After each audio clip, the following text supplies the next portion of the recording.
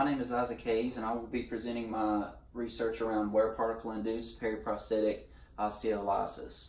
And a basic definition to better understand this title would be joint replacement components generate wear particles that will induce a chronic inflammatory environment around the new joint replacement. This chronic inflammation will actually induce the degradation of bone surrounding the implants, and the bone degradation will result in pain, loosening of these implants, and dysfunction of the new total joint.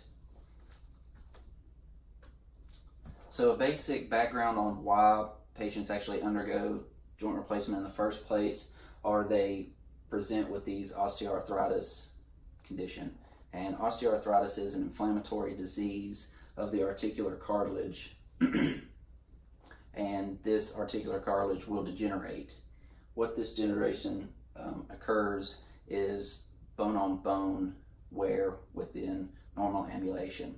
This bone-on-bone contact is very painful, and the early stages can be treated conservatively with NSAIDs, steroid injections, or activity modification, but as the disease progresses, total joint replacement needs to be performed in order to relieve pain and restore mobility to the joint itself. This is an x-ray of the two most commonly performed total joint arthroplasties around the country, in total knee and total hip arthroplasty. Total joint arthroplasty has been successful since the beginning. It has around an 85 to 95% success rate for the first 10 years, but after the 10-year period, those numbers actually start to decline slowly. The most common reason for total joint failure is osteolysis, also known as aseptic loosening. Joints are replaced with the metal components that you can actually see here on x-ray, and they are surgically placed specifically to restore the anatomic alignment of the joint. What you cannot see in between the two metal components is a polyethylene or plastic liner, and what this plastic liner does is produce a reduced friction surface to allow for normal articulation of everyday activity. After patients undergo a total joint replacement, they return to normal day-to-day activity, and as the years go on of normal walking and just normal movement, microscopic particles will actually build up from the articulation between the metal and polyethylene and other component particles. So I mentioned before about the implants, particularly total knees are a cobalt chrome material. The femoral stem is usually a titanium particle. The femoral head is either a metal or ceramic material, and in between these metal components is a plastic polyethylene liner. Wear particles will build up as patients move between the articulation of these points, and phagocytosis or receptor particle presentation will actually induce this inflammatory cascade.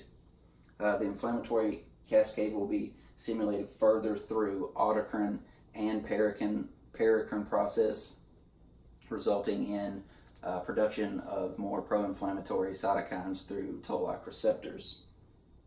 Non-metallic wear debris will actually induce a non-specific innate immune response, whereas metal ion particles will induce both innate and adaptive, more specifically a type 4 T-cell immune reaction.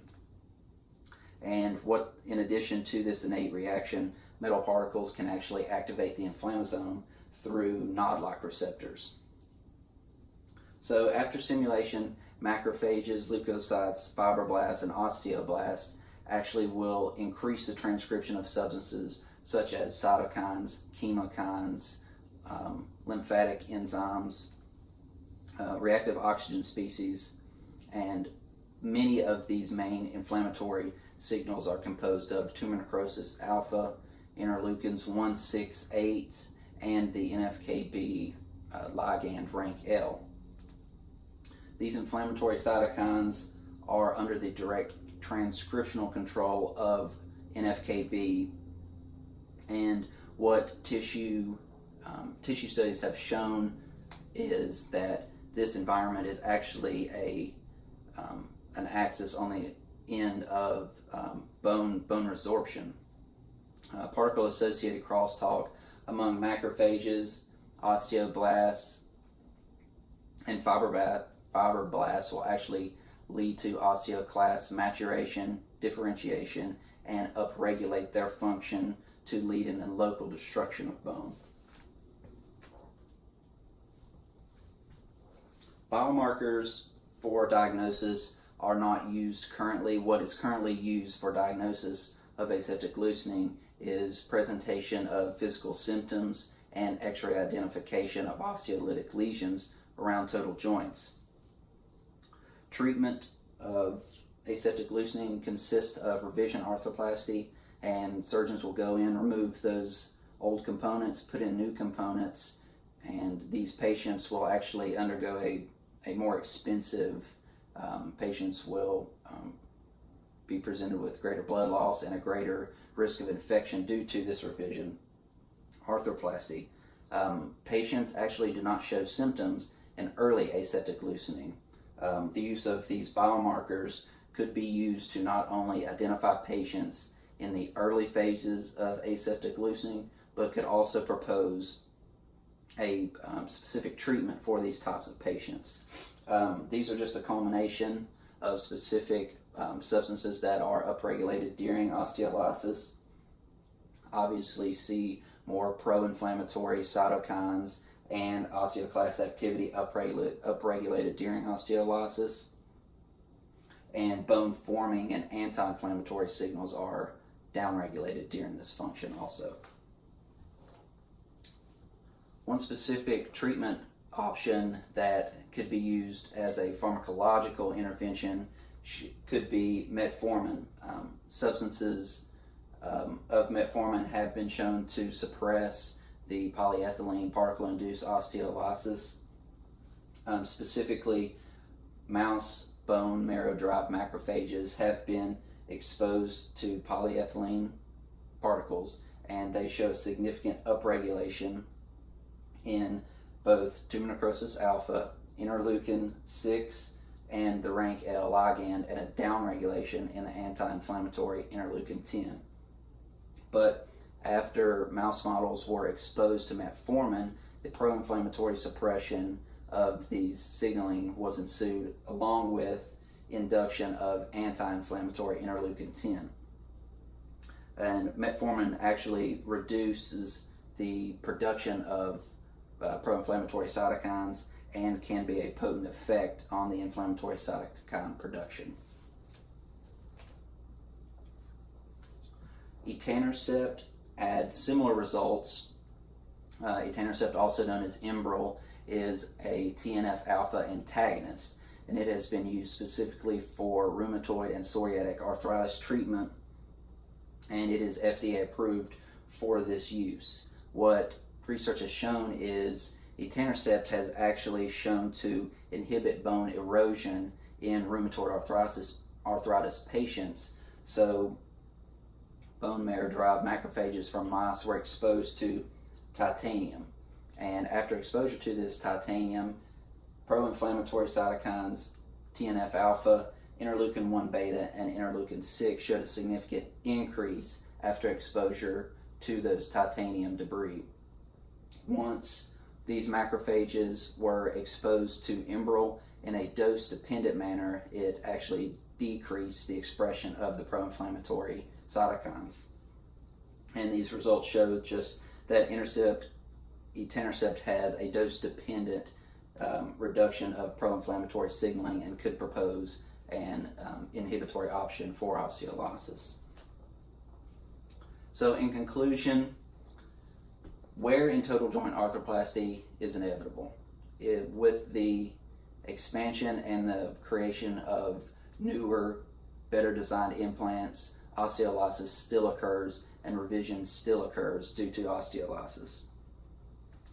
Proper surgical technique can be a factor in osteolysis, and that is one aspect that surgeons could do now they could ensure that each implant is implanted in a proper position, and this will create an even wear distribution over these implant particles.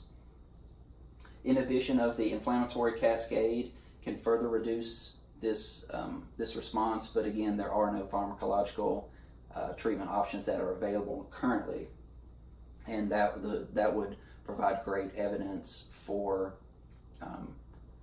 a treatment option in the future for this. Denosumab is currently in clinical trials, and what denosumab is a rank L inhibitor, and it is FDA approved to improve the bone quality in osteoporosis patients.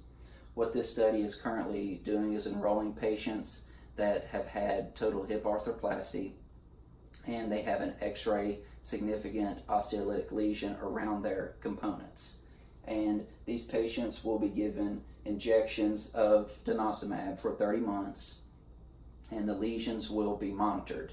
And what they want to decide or evaluate is the progression or the digression of osteolysis. And this is one of the few pharmacological studies that are out there currently.